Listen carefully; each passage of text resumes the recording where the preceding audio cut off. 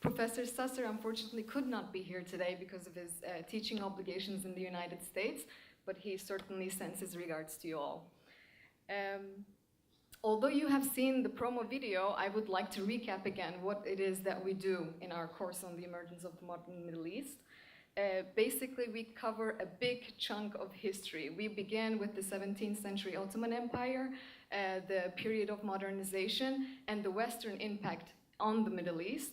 Then we go through the First World War, then again the Western impact on the Middle East. Then we come to the creation of the Arab states, the period of revolution in the Arab states. We cover the Arab-Israeli conflict, as Professor Sasser said, in 3 lectures, basically. We cover it from the emergence of Zionism in Europe in the 19th century to the present, to the recent peace process. And then we conclude our course with actually the present, what it is that is going on in the Middle East today, in the Arab states after the Arab Spring, in states such as Turkey with the emergence of Islamic politics, for instance, and as well as in Iran. So this is what we do. And as you can imagine, we expected some interest in our course, but we did not really know how much. A lot of people have shown interest, and today our course is ranked #1 in Class Central in the category of history.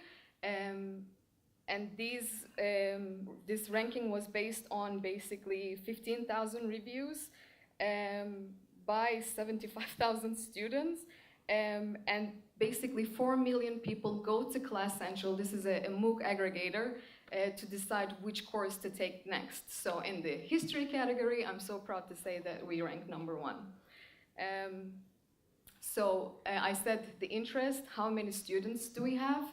So far we have more than 80,000 students, and as we speak we have almost 10,000 active learners taking the course. The course is divided into 2 parts.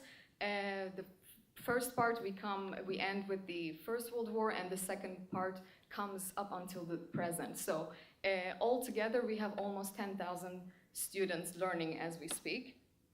And where do these students come from? We cover basically every single continent and more than 170 countries. And this includes, surprisingly, also the countries that are located in the Middle East. So our neighbors, although this course comes from an Israeli university taught by an Israeli professor, we have students leaving us wonderful comments. So we have students from Egypt, we have students from Jordan, we have students from Turkey, even from Iran, that we have some interest. So when we started the project, first of all, we did not know what kind of an effort and work it entailed to produce such a course. We basically jumped into the water without really knowing what it would entail. So they didn't tell me, yes. They just said it's going to be a wonderful experience, and I was just so happy to be working with Professor Sasser, and I just said yes. So it took a lot of work. It was definitely worth it. But also one of the other things that we did not know is that the outreach of Coursera. We did not know where our voice would go, where our voice would reach. So this was extremely unexpected, but something of course very welcomed.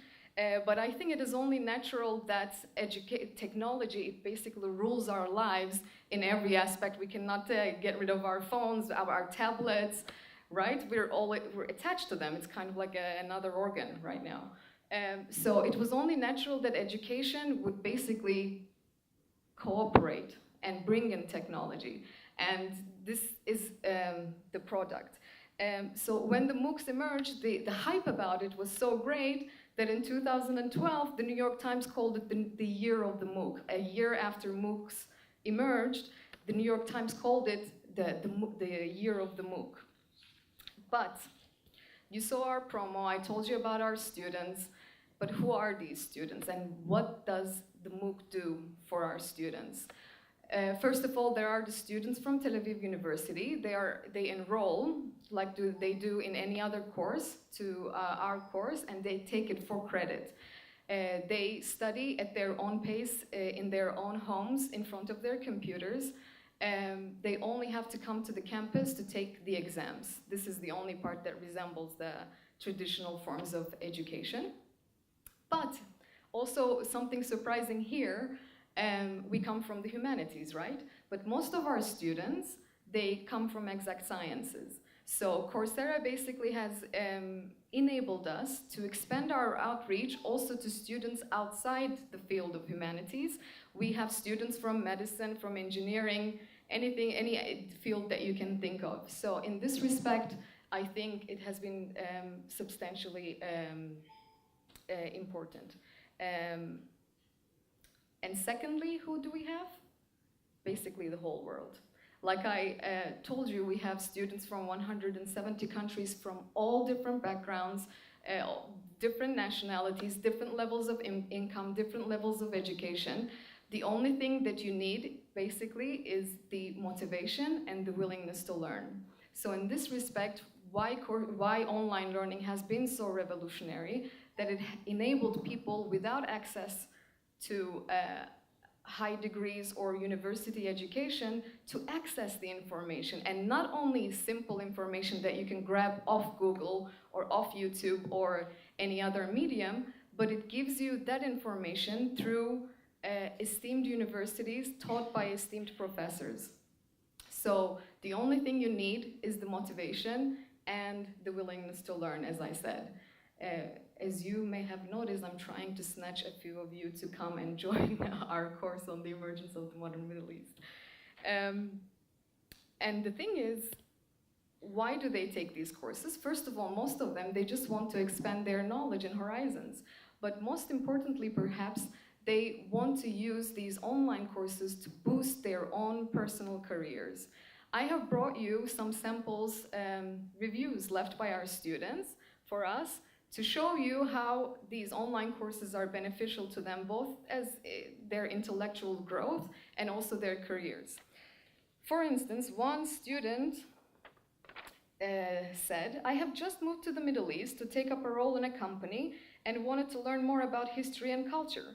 The course has been enormously beneficial in increasing my knowledge about this region in a more detailed way." One of our students from China said, "Your course ignited my curiosity." Someone from Mexico said, "I'm a history teacher living in Mexico. I really enjoyed the class. It was a pleasure to enjoy the lecture of such a distinguished professor." And someone from Malaysia said, "I work in the international development and humanitarian assistance sectors. I hope to work in the Middle East and Africa in these next few years, and I'm currently looking for a suitable role in these regions. Hence, I signed up for this course. This course has given me good overview and understanding of the modern Middle East." Another one, "I'm a journalist and photographer from Barcelona, and I decided to take the course because I'm really interested in the Middle Eastern region professionally, and I'd like to work as a foreign correspondent there." "I'm from the Philippines.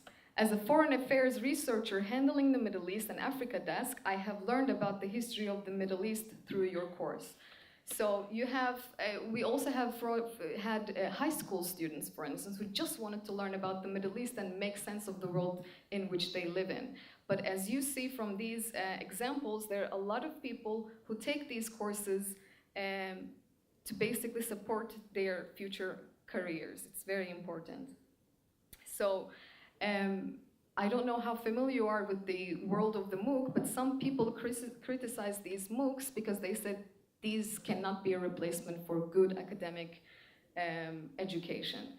What I see in this, in the MOOCs, is that they're not necessarily a replacement for good academic learning, but in my opinion, they are a very welcomed opportunity to expand knowledge to anyone who is willing to take it. And I think at the end of the day, it's the gist of academia, not only to produce knowledge, but also to spread it. Thank you so much.